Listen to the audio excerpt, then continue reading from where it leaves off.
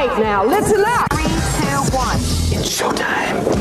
That's great. This is ridiculous. 99.3 The Truth. You can't handle the truth right now. Ooh. That's the stupidest thing I ever heard. Let's do it. Hit it. It's time for Max World. And here we go. Everybody, let's get it started. Let's get it started. Call Mac 244-0077 or text 809-0993. It's showtime, everybody! Showtime! Exclusively on 99.3 The Truth. 6 minutes after 4 o'clock on the 27th day of May in the Lord's year 2016. I'm J. Michael McCoy. Welcome to the last hour of the week. We will, now, seriously, what are we going to do on Monday?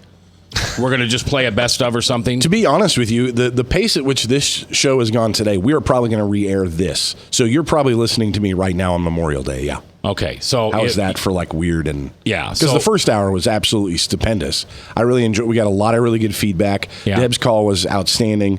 So I just really enjoyed the broadcast. Unless this guy sitting to my left, unless he messes this all up, I think this hour will go. I'm going to do my best to drag this down, if for no other reason, Chris, that you have to actually do some work. Thank you, sir. Thank you. All right, so you may be hearing this on Monday, Memorial Day, and you're going to hear the dates are different. So just understand that this show was aired live on Friday, and there wasn't any timeliness to it, so it could easily air on Monday because I just want to take a day off. Daddy needs a day off. No, it's great, and like I said, unless the whole world repents of this transgender foolishness, I think the first hour's topic will be relevant on Monday. Okay, Frank the Verse is here along with Bob Montserrat, the Cat in the Hat, who watches the chat and the Service Legends Truth text line at 515-809-0993. Jebediah is our producer, and my special guest today is my friend and colleague Steve Deace.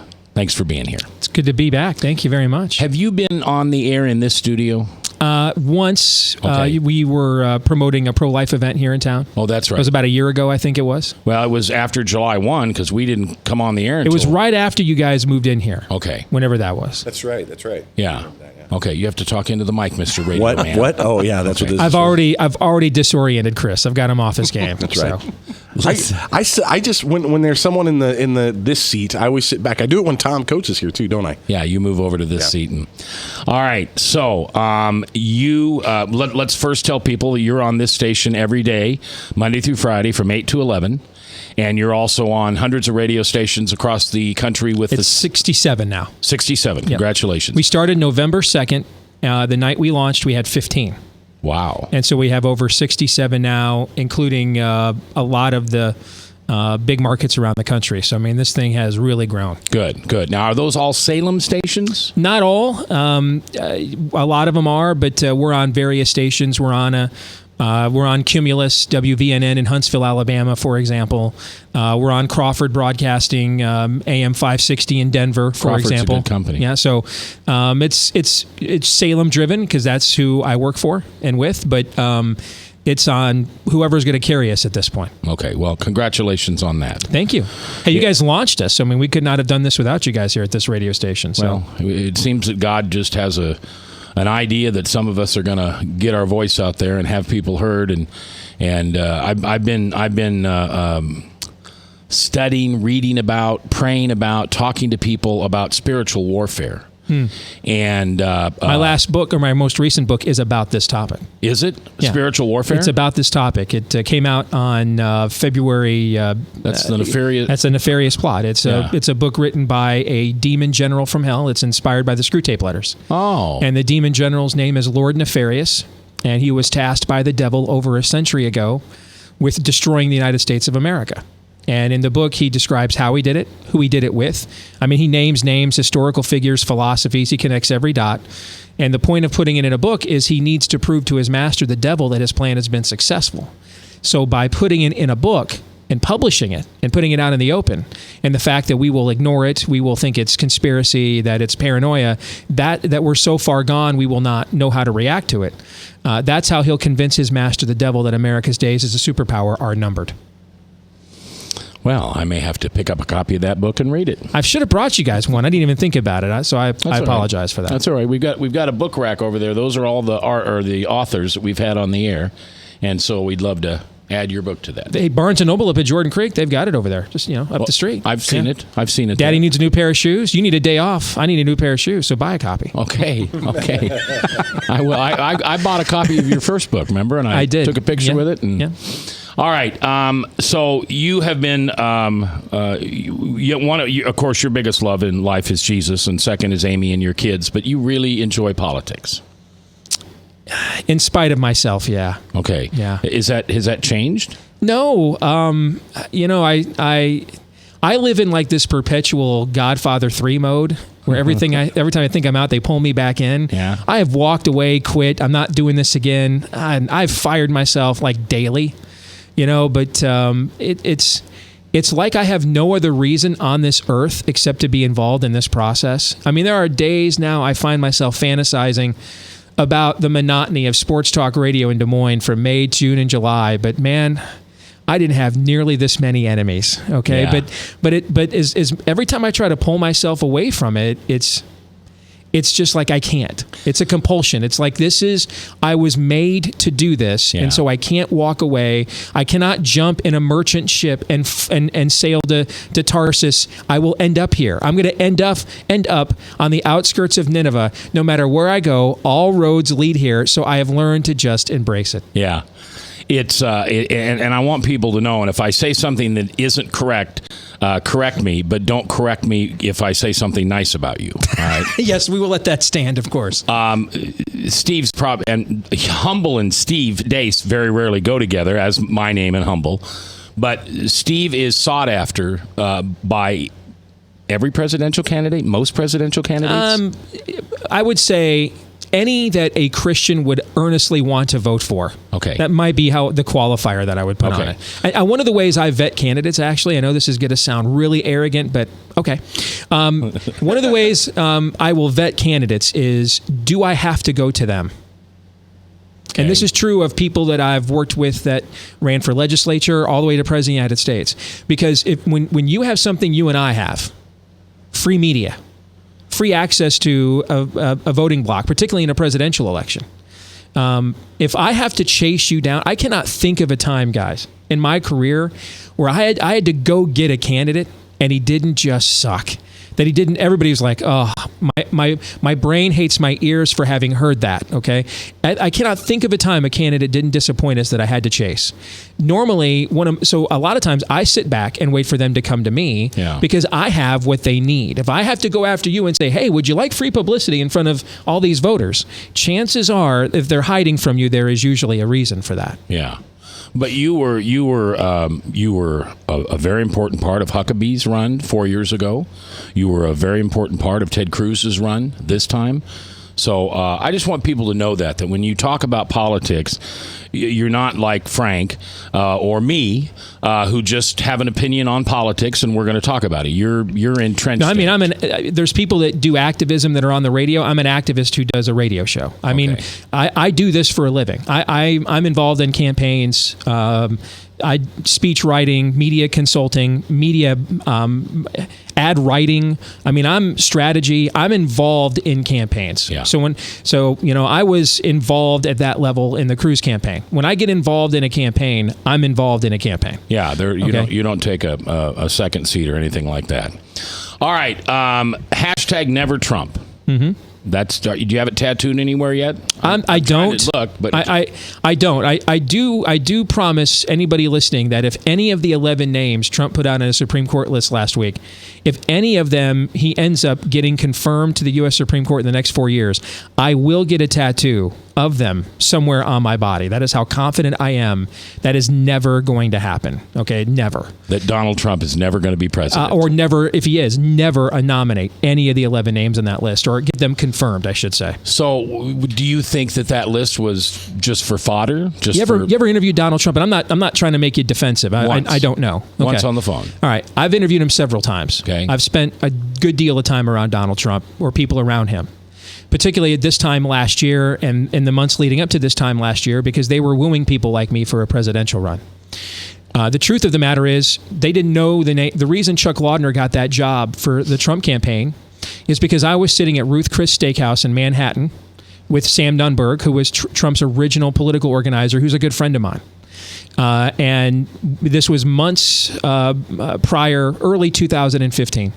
And he had asked me, hey, if we were serious about running for president this time, because he flirted with it in 2012, if we were serious about running for president this time, who would you suggest that we hire? And I said, the best grassroots organizer in Iowa I know is Chuck Laudner. They had no idea who that was. They didn't know anything he could do. That's where the recommendation for that came from. And I say that because I'm very familiar with him and his operation. I'm not somebody that has just read about him in books or in magazines, and I have a strong opinion one way or the other. I have a lot of personal experience with this, and that's one of the reasons why I feel so strongly about it. The reality is that campaigns, even if you don't agree with any of my conclusions, I promise you what I'm going to say next is the gospel truth. Campaigns do not build character in people. They reveal it. I have never been a part of a campaign, ever, even with people I know that are good friends of mine to this day, where anybody ended it with more integrity than they started it. It's just the nature of the beast. And I hate war analogies, but, especially, I don't want to be sacrilegious coming up on Memorial Day weekend, but I bet you that you'd be hard-pressed to find a soldier who thought he ended a war with more integrity than he started it too. There are some things in life that require the gray areas and working around the margins to be successful, unfortunately, which is why they should only be partook of in a limited capacity. Politics is one of them. National talk show host Steve Deace is with us today as we will get into a conversation about why he is so fervently against Donald Trump. If you listen to his show, it's the whole 3 hours. And I look forward to hearing what Steve has to say as we continue today live here in Mac's World on 99.3.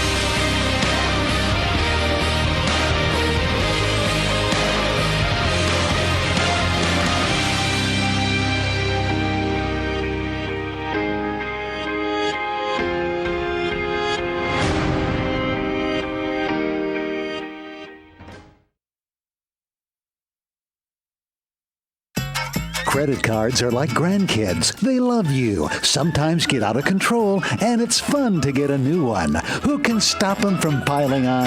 Hi, I'm Tom Coates with Consumer Credit of Des Moines. At the end of the day, you can return the grandkids, but you're stuck paying off bad credit card debt. We'll help you put the fun back into using credit cards responsibly. Right, kids? Yeah! If you need help getting credit cards off your back, call Consumer Credit of Des Moines. Hi, my name is David Burrier, your Hope Coach. I host a live weekly talk show called I've Been There every Thursday afternoon at 5:30, right here on webcast1live.com, and on my weekly radio program Saturday mornings at 10 on Truth Network 99.3 FM. I interview common everyday people who have survived incredible life challenges and who testify to God's faithfulness in the midst of their storms. So join me as we bring a message of hope and encouragement. Everybody needs hope. I know, because I've been there. Hey everybody, I brought Northern Lights Pizza! And it's got Graziano sausage!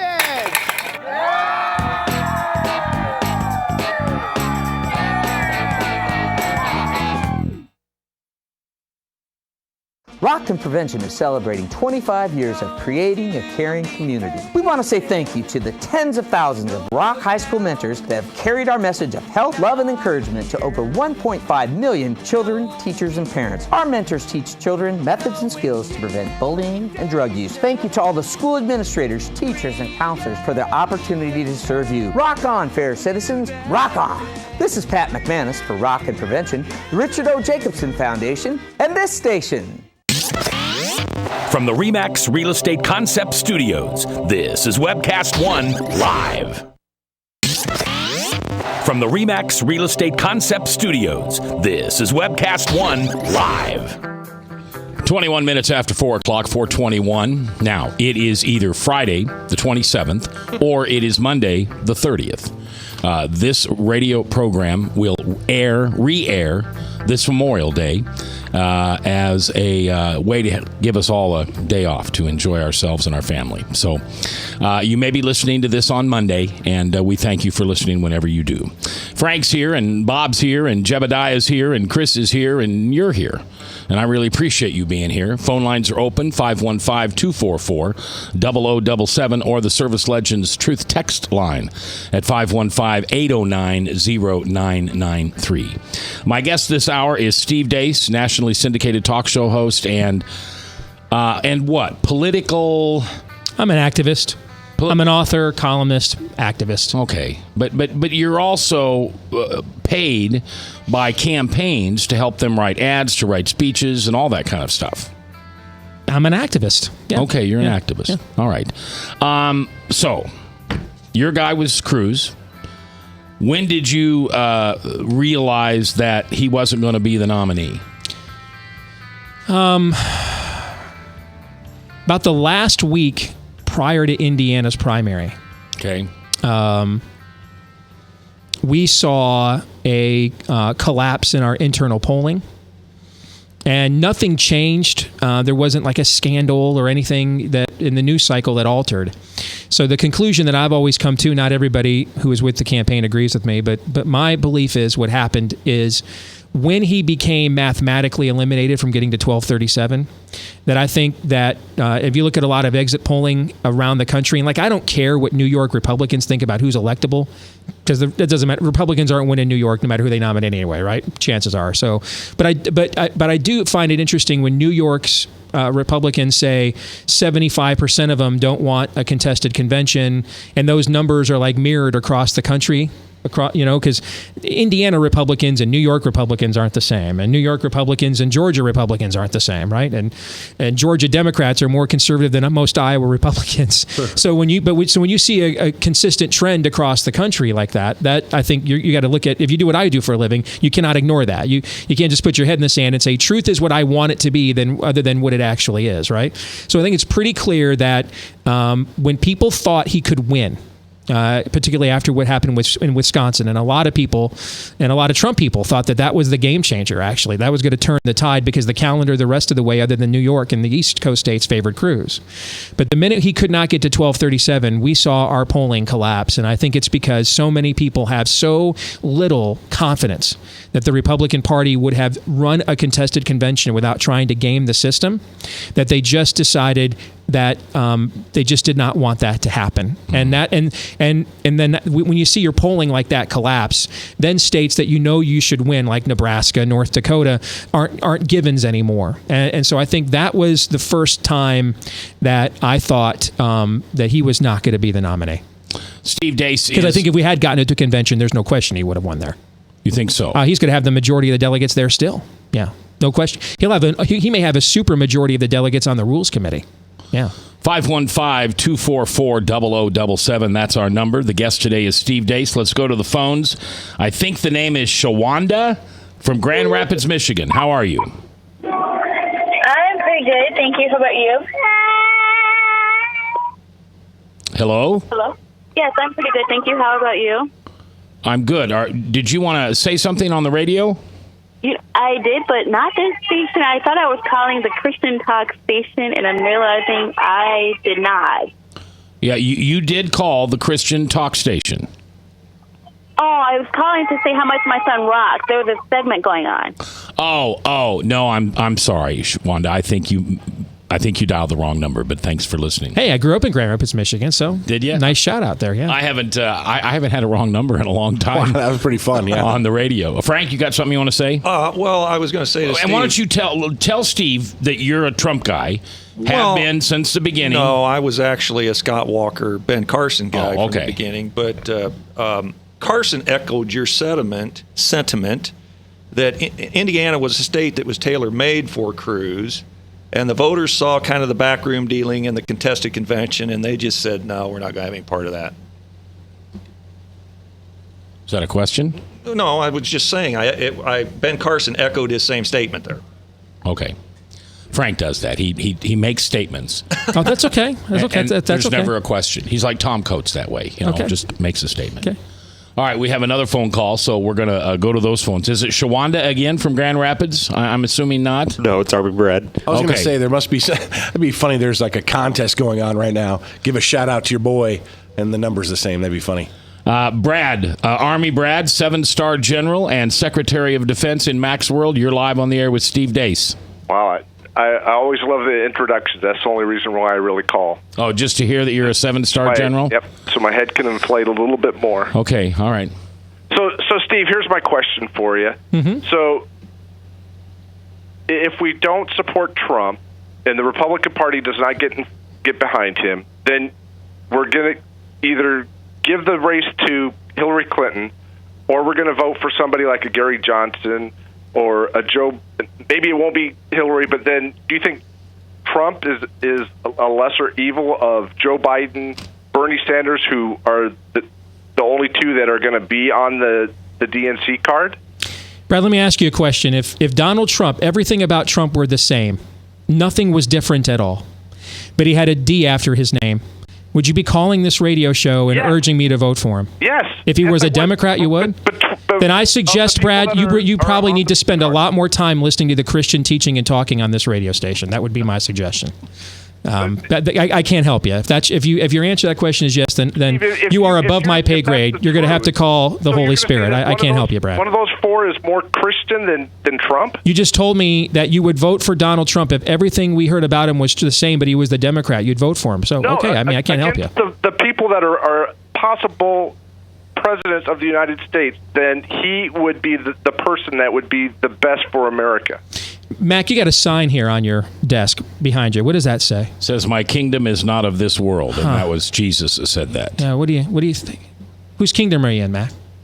I'm in Jesus' kingdom. You are? You sure about that? Uh-huh. He says, "My kingdom is that Chris? Does it say? What does it say there?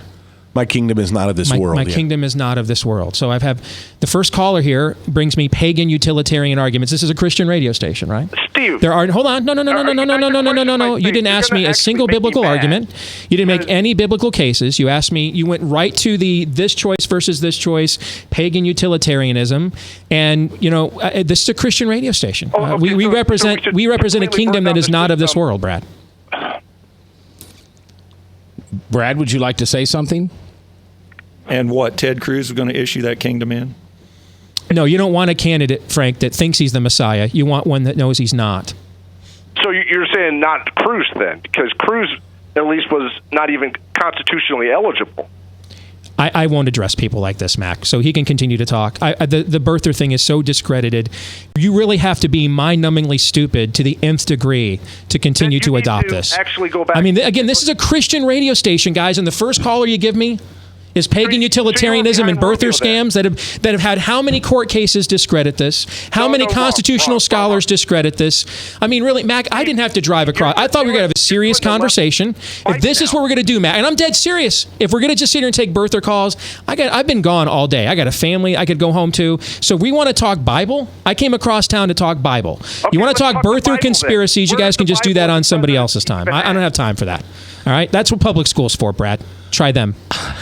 All right, Brad. I appreciate you calling in. And how stupid is the birther? Let me tell you how stupid this is. I'll tell you how dumb it is. Because the argument is that Cruz's dad was both of Cruz's parents weren't natural-born citizens because they weren't born here. Weren't born here natively. Only his mom was. His parents. It's about where he was born. No, we don't decide, Brad. Then you don't know the Constitution. Brad, have you ever read the Constitution? Yes, I have. You have. Where does it say in the Constitution that geography determines jurisdiction, Brad? Where does it say that? It has nothing to do with the geography other than the You're right. control the So then why does it matter where Ted Cruz was born? Yes, it does. Why? You just told me it's not about geography, Brad. He was born a sovereign citizen of the nation of Canada, which is a separate country. My wife was born in West Germany. Is she an American? Is she a native? Is she a natural-born citizen? I don't know anything about your mom. You know, I said my wife. Or your wife. Okay. No, she's not natural-born. She's not. Natural-born. So military people that serve on foreign soils they can die for us, but they can't serve in the presidency. They're not. First of all, Steve, they're not constitutionally eligible. You don't know anything about me because you're making yourself look foolish. I'm not even talking about you, Brad. I'm asking about the Constitution. All right. Now, let's talk about the Constitution. Are these the callers you guys get? Are they any smarter than this? Honestly. All of our callers are very intelligent. Okay, this one's not. All right, because here's the reality. Here is the law. I do know you don't know a cotton-picking thing about the U.S. Constitution. I think we've all established that. Really? So here's what the Constitution says. Oh, really? And you can read it yourself. The 14th Amendment to the U.S. Constitution determines jurisdiction.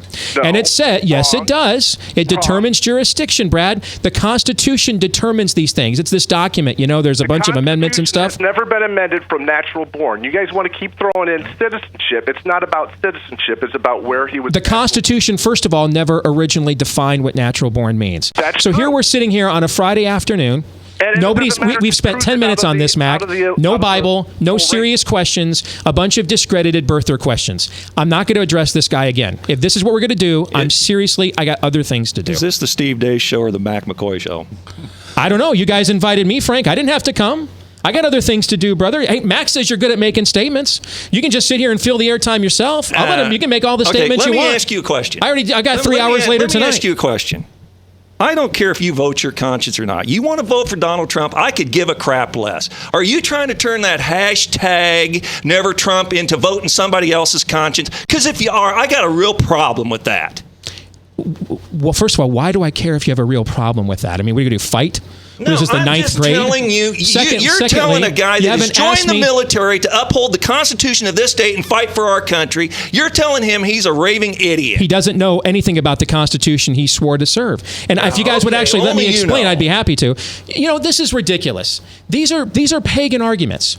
This is the argument we get from liberals that we can't uphold the Bible because no one could know what it means. Who died and made you the authority what the Bible says? I'm going to tell you something. Just open up the Bible and read it for yourself. Here's what the Constitution says about citizenship. First of all, it doesn't define what natural-born citizen means. If you agree with the idea that you had to be natively born in America, both parents, congratulations, Millard Fillmore is the father of the country. We didn't have a natural-born president until him. That's why they didn't define what it meant, because they themselves didn't know what it meant. Because you know what they were until July 4th, 1776? British subjects, all born on foreign soil because there was no United States of America. So beginning with the Northwest Ordinance and the Constitution gives Congress wide latitude to determine what citizenship means. Numerous pieces of legislation have determined that. Beginning with 1787, where it said, hey, if you're born in the territories, if you're born with a family member serving in the military, you are a natural-born citizen. Well, then we had the 14th Amendment come along. And in the South, they tried to say that slaves weren't citizens. So the 14th Amendment got around that by saying jurisdiction does not determine your citizenship. Or I'm sorry, that geography doesn't determine it, jurisdiction does. All right, and so the reason jurisdiction determines it, well, John McCain was born in the Panama Canal Straits with his father, who was, I believe, an admiral in the Navy. Is he a natural-born citizen? Yes, because he was born to a father who was a natural-born citizen serving under the jurisdiction of the United States. And one more thing on this. You know why the ambassadors, if the French ambassador has a kid while he's serving in the United Nations, do you know why his son is not an American citizen but a French citizen? Because whose jurisdiction is he here under? The French government. All right? Ted Cruz's mom was a natural-born citizen, and so is he. Just like Donald Trump's mom wasn't born here, but his dad was a natural-born citizen, so is he. All right, we're coming back after the break with more of Steve Deace. If you'd like to ask him a question, take your chance. 244-0077.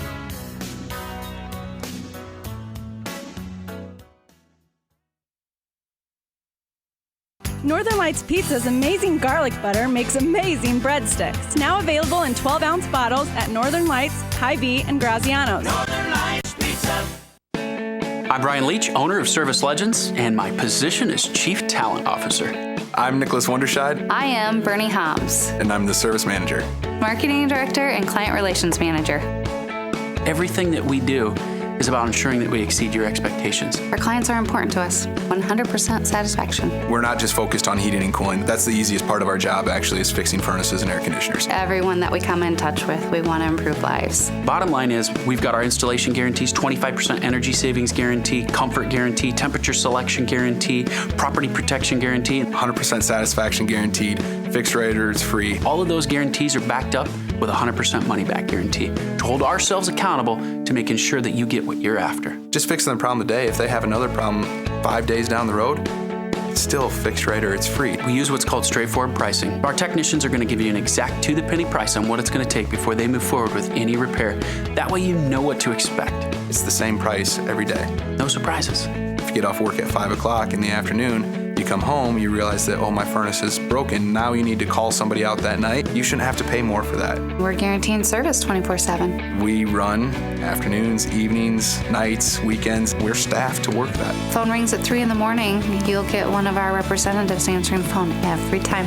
We're not sending you out to Timbuktu in some call center. It's our Service Legend team members, our mission control team. I'll take a call anytime. And then they answer the phones the same way during the day as they do at night. It's a great day at your service company. How can we make you smile? That's the only way to provide true 24-hour service. When you're able to let somebody actually live in their home safely when they weren't able to do that before, where they don't have to stay up at night and worry about, is the heat going to come back on? Are we going to freeze the pipes? Is the baby in the room next door going to be sick because they got too cold? When you're able to help somebody overcome challenges like that, that's impacting a life. That makes a difference. I get goosebumps thinking about it. I love the team. I love the people that I work with. We have fun, but we work hard. I call them my ambassadors of legendary service. If you could just envision what that is, that's who we're sending to your home. They literally will call in, pick up the phone and call and say, hey, I want to talk to your manager. And I get on the phone, they're like, that technician that was at my house was the greatest technician ever. That's cool to me. We want to brighten people's days. Every person that we have going into the house has gone through an extensive background check. Drug testing, we have a very thorough interview process that 1 out of 140 people make it through. If we promise you something, that's what you're going to get, no matter what. We're here when you need us to protect the safety and comfort of your family. If you're not happy, we're going to make it right. If we're willing to put 100% money back guarantee on what we do, what type of work do you think we do? Give us a call. We're there for you 24/7, 365 days a year. Enough said. From the RE/MAX Real Estate Concept Studios, this is Webcast One Live. 4:38, 22 minutes before the top of the hour. It's either Monday, Happy Memorial Day, or it's Friday, today, when this show is being taped for replay on Monday. So we thank you for listening. You can text your comments into the Service Legends Truth text line at 515-809-0993, or you're welcome to call us at 515-244-0077. So, Steve, what do you say to someone who gives you the argument? And I know the answer because you gave it to me on the phone one day, and it sounds like a good argument, but I want to hear it out of your mouth. If I don't vote for Trump, am I voting for Hillary? Yeah. Well, first of all, the question presumes I owe my vote to somebody. I don't. I'm the boss here, as is everybody listening to this show. You don't owe anybody anything. Try going into any human resources department and say, you owe me an interview. You owe me that job. That's not the way it works.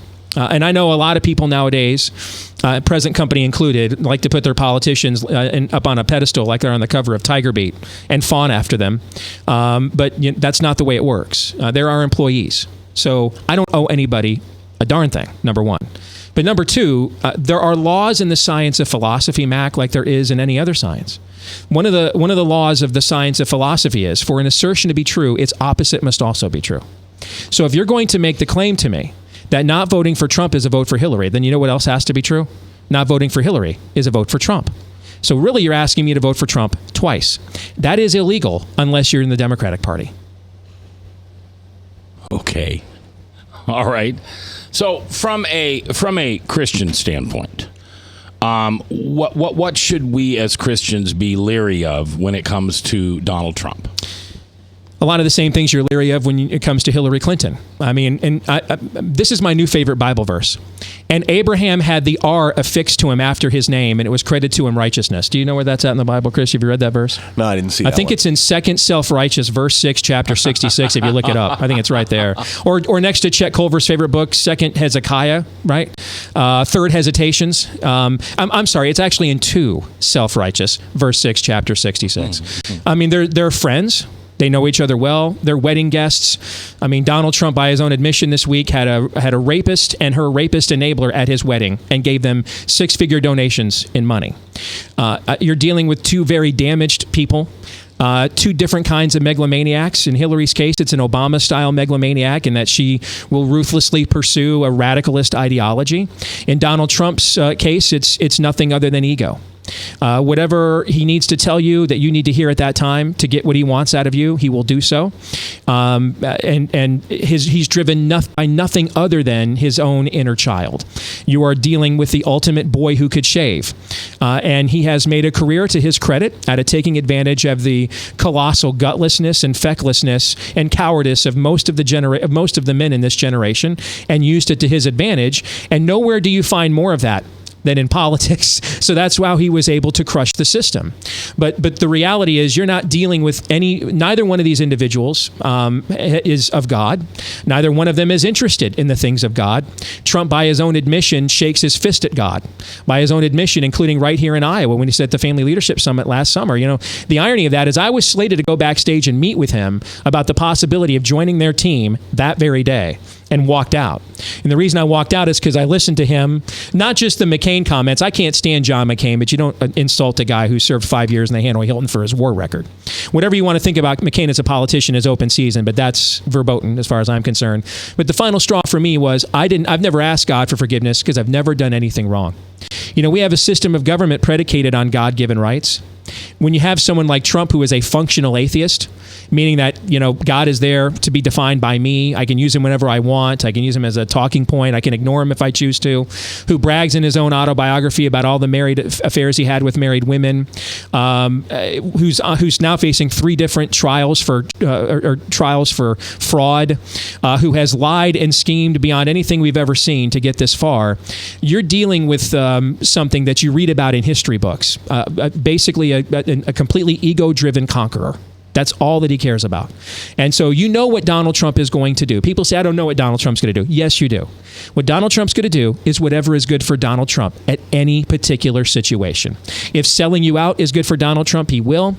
If being nice to you, like he was to me for many months, is what he needs, then he will. You know, my buddy Bob Vanderplatz was a great hero when Trump thought he needed his endorsement. Then the minute he didn't get it, he took to Twitter and all of his media throng to talk about how much of a crook Bob is. That's Donald Trump in a nutshell. He's about nothing other than Donald Trump. 515-244-0077. That's the number you can call. Paul, you're live in Mac's World with Steve Deace. How you doing?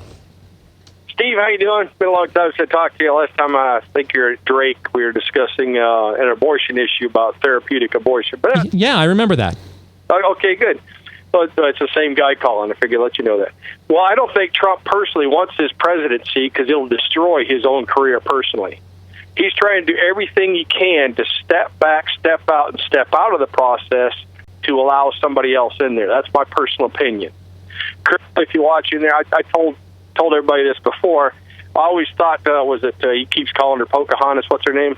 Elizabeth Warren. Yeah, Elizabeth Warren. I always saw her sitting in the background somewhere. She didn't have enough common sense to rule anything either, pretty much like Hillary. And the other thing was that Trump needed to get Hillary lifted up a little bit, but she kept stopping on her own 2 feet and her own physical record of trying to actually maintain herself, threw her under the bus. So now he's got to try to develop this, the scenario he wants to do now with this debate with Bernie Sanders. Yeah, he said earlier today, in fact, right before I came out here, he said he's not going to do that now, after originally committing to it. Yeah. Okay, he decided not to he do does that a lot. Yeah, changes his mind. I got a feeling he probably will do that for a couple of different reasons. He may change his mind, especially if he can make it look like Bernie can kick his tail, and then he can step everything back and kind of let it go. But I don't think he really wants to be president that much. He keeps doing enough stuff to show that. It's kind of like, what was the other guy, H. Ross Perot kind of scenario. It'll depend on who he takes as VP first to see how that's going to work out. If he picks up a real lame personality that doesn't seem to have any morals or anything like that, or can't even put two sentences together, if he does something like that, you definitely know he's going to pull an H. Ross Perot just so he can back out. But Hillary herself will have to get this legal thing straightened out at some point in time, either through the presidency pardoning her or something. Or the president himself will more likely step into this place is going utterly chaos. I can't leave office yet, something like that. All right, Paul, I appreciate you calling. Thank you, as always. I appreciate you listening. 515-244-0077. Do you think that Donald Trump's choice for vice president, what do you think it will say about Donald Trump, the person he chooses? Well, first of all, at some point, and I'm going to do it right now. I mean, I came over here to talk about the Bible. So the Bible is clear. The culture runs, the world runs on the principle of headship. So, for example, look at my own radio show. Suppose tomorrow you guys found out that I had a secret. I go to Thailand with Jared Fogle from Subway. What would happen is Todd and Aaron and everybody that's a part of our staff would all lose their jobs. Not because of anything they did wrong, but because I'm the head. My name's on it, right? That's the way that the head works. So we tried this 8 years ago with Sarah Palin, and she had a phenomenal convention night. And then McCain's people made sure to suffocate her from that point forward, because in the end, it's always about who's at the top. The yeast of the Pharisees, a little bit of leaven ruins the whole batch, right? So you got to look at who's at the top. So that should, if you want to vote for Donald Trump, who he selects as his running mate shouldn't really change much. If you don't want to, shouldn't change much, because in the end, he's going to be the one that makes it's going to rise and fall with him. Now, in terms of what it tells you about what kind of president he may be, if you look at the people he surrounds himself with, you look at Sam Clovis, who managed to lose 2 elections to 2 different offices in 1 year. That's hard to do, brother. Okay. You look at flunkies like Katrina Pearson, who was basically laughed out of the Tea Party movement for being corrupt. Scotty Hughes, who is essentially a nobody that latched onto Trump to elevate herself. Paul Manafort's last campaign was in the Ukraine. Okay, he's a disgraced figure. So he likes to surround himself with ne'er-do-wells, miscreants, retreads, because he likes to be the smartest guy in the room. I would suspect his VP candidate will follow in that path. Steve Deace is our guest. We'll come back for our last segment. If you have a question for him, you can call him, 515-244-0077. I'm J. Michael McCoy, if I haven't told you lately. Thanks for listening to 99.3. From the RE/MAX Real Estate Concept Studios, this is Webcast One Live. Credit cards are like grandkids. They love you, sometimes get out of control, and it's fun to get a new one. Who can stop them from piling on? Hi, I'm Tom Coates with Consumer Credit of Des Moines. At the end of the day, you can return the grandkids, but you're stuck paying off bad credit card debt. We'll help you put the fun back into using credit cards responsibly. Right, kids? Yeah! If you need help getting credit cards off your back, call Consumer Credit of Des Moines.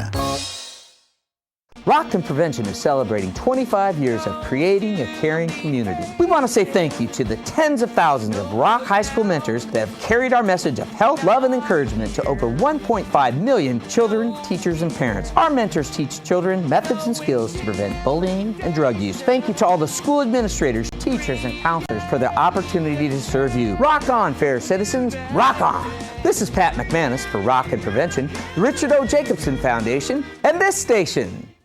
Northern Lights Pizza, your home of the tasty crust.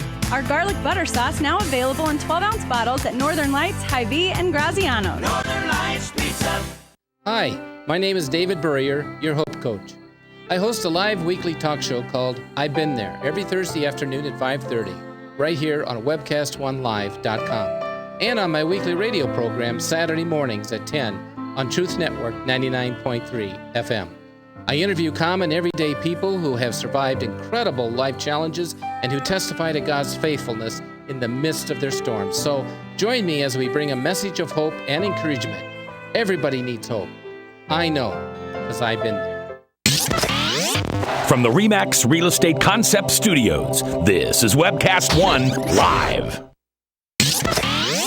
From the RE/MAX Real Estate Concept Studios, this is Webcast One Live. 10 minutes before the top of the hour, Salem Radio Network News, and then Hank, the Bible Answer Man, 1-888-ASK-HANK. It's a worldwide, all-around show, and Hank would love to have your questions on the Bible this afternoon. Another call-in from Central Iowa, that'd be great. Chris Roloff in the studio, along with Frank the Verse and Bob Montserrat, the Cat in the Hat. Also, Jebediah is producing, and we appreciate that. Steve Deace is my guest this afternoon. Why? Okay. Is this email thing a big deal with Hillary? It is a big deal, but it won't become one. Okay. And this has become sort of Fox News' fig leaf. There's not an hour that goes by that there's not some screaming headline. The reality is we're not a nation of laws. I wish we were, but we no longer are. We are a nation of political will. If we were a nation of laws, Hillary Clinton, who first got thrown off the Watergate Committee as a young attorney 40 years ago for being a lying crook, would have been in jail already. Her husband would have been removed from office. But we're not a nation of laws, sadly. We're a nation of political will. We can't even get the Republican Party to be unified, and we're not going to put creepy tranny dudes in women's bathrooms, let alone to uphold the rule of law. And so because of that, it's like the Republican SMAC filed this lawsuit against the president's illegal amnesty scheme. Okay, but the problem, and they won their lawsuit, and I said this at the time they filed it, even if they win it, all the remedies to do something about it lay in the Congress. Right? They fund things, they impeach things, they remove people. They have the oversight over the presidency, not the courts. The courts can issue an opinion, but it's like a glorified blog. It's an op-ed, but they can't act on it at all. And so the lawsuit did nothing but just charge taxpayers billable hours for attorneys for both sides of this government lawsuit. Likewise, this is not, if anybody thinks the Obama Injustice Department is going to indict Hillary Clinton in an election year, there's only one scenario I could foresee where they would do that, and that's where they're going to suspend, they're going to just reject the notion that he's going to leave office in January. Short of that, and that's about the only amendment to the Constitution he hasn't violated, short of that, then no, nothing's going to come of this. This is a fig leaf that we like to tell ourselves on the right, as opposed to recognizing what reality really is. Steve Deace is my guest this afternoon, 515-244-0077. Why didn't Biden get in the race? I think he's been kicking himself every day. I love those Biden memes. You have like crying Jordan, crying Boehner. One of my favorites is the Biden looking out and longingly into the window there in the White House. I love those memes. I'm sure he has spent many a day, walked over there and thought, I'd be president of the United States right now, and he would be. He's much more liked by the American people. He's much more liked by Democrats than either of the two candidates, even the Bernie Sanders that they have right now. He would be the perfect contrast to Donald Trump with his awkwardness socially would look disarming next to Trump's sort of bully persona. He'd be the next president. And I hate to say this, but again, truth is truth. Right now, the most popular national politician in America is Barack Obama. Now, his approval rating is only like 53%, which actually isn't great. No. But compared to everybody else, he's more popular than everybody else. So Biden would be an overwhelming favorite to defeat Trump if he had run. All right, let's go to the phones where Deb is standing by. Deb, you're live in Mac's World with Steve Deace on 99.3. Go ahead, Deb. Hi, Mac. I'm calling in again. Hey, Steve. Hey. Just a little brief background. Ronald Reagan is the only person I've ever voted for that has become the president. I got to vote for him when I was a senior in high school, and after that I have not voted for the president. I have voted, but not for the man who became president.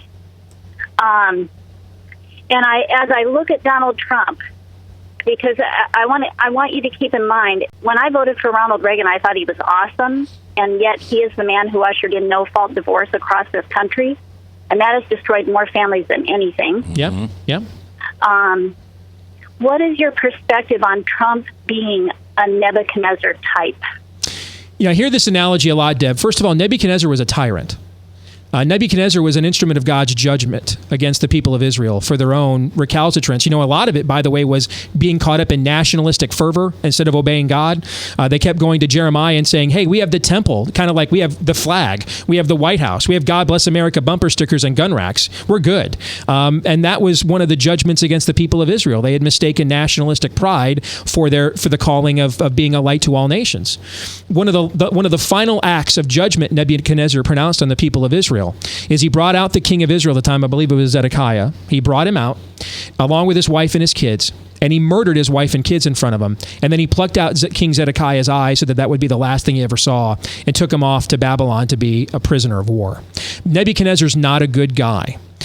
People like to say, well, Daniel obeyed Nebuchadnezzar. No, he didn't. Daniel obeyed God, even at the risk of his own life. He served Nebuchadnezzar until Nebuchadnezzar told him to do what God said was wrong. And then Daniel risked his own life. And he didn't just do it with Nebuchadnezzar, he did it with Darius when he was king as well. That's why he went to the lion's den. That's why Daniel's faithfulness was rewarded. He was given the gift of prophecy to decipher Nebuchadnezzar's dream, for example. Even after Daniel had deciphered Nebuchadnezzar's dream, Nebuchadnezzar remained rebellious to God to the point that God sent him out into the wild to live as a wild animal to break him. So I actually think there are a lot of Nebuchadnezzar comparisons to Trump. I just think people are wrong to assume that's flattering. It is not. Nebuchadnezzar was a tyrant.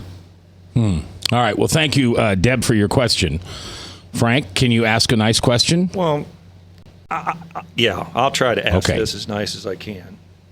There's people that I think who are willing to lose an election on their own side just to prove themselves right and to punish the country for not voting that way.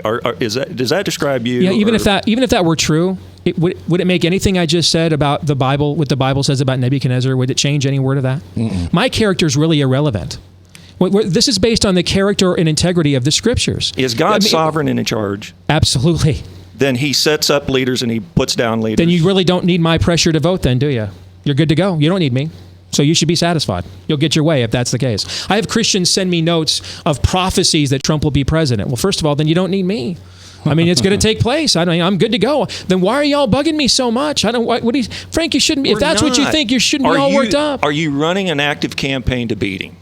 I'm running an active campaign to grow my radio show as much as I possibly can, which is my motivation pretty much all the time. Yeah, my number one motivation is to do an entertaining radio show so I have an opportunity to annoy more people like you, Frank. Okay. That's my goal. Well, you definitely annoyed my sister with the sodomy marriage for years. You want to know what annoys me? Sodomy marriage. All right, the piano is playing, and that means we're done. I heard something the other day, and I thought of you. I wanted to share it with you. What do you want? You'll like this, though. I bet you'll use it someplace. What do you underestimate? I underestimate that just how far gone we are as a people. Okay. The answer, because I don't want to believe we're as far gone as maybe I think we are. Amen to that. I think we are that far gone. The person who told me this, Michael Megason, looked at me and said, "You know what I underestimate?" No, what, Michael? He said, "I underestimate God." And I like that. I think that describes a lot of Christians right now who are not believing that this country is his country. Yeah. And his will be done. That's all if you can make a biblical case, then by golly, go vote for Donald Trump. I don't think there is one, but if you can make one, by golly, do it. I've just yet to hear one. Yeah. Well, thanks for being here today. Thanks for having me. I appreciate it. Next time I'll put my bulldog Frank in the other room. Oh, no. In fact, I actually really enjoyed this. So thank you, Frank. I did. I enjoyed it. I love this stuff. All right. We're coming up on the end of the day, and we thank you. I'm going to ask you to do for me what I always ask you to do. I want you to think of somebody that you've got a resentment against, somebody that you simply have not been able to forgive. I can think of someone recently right now, just as you're talking. Go ahead. And I'd like you to forgive them, because as you forgive, you shall be forgiven. I'll see you in church.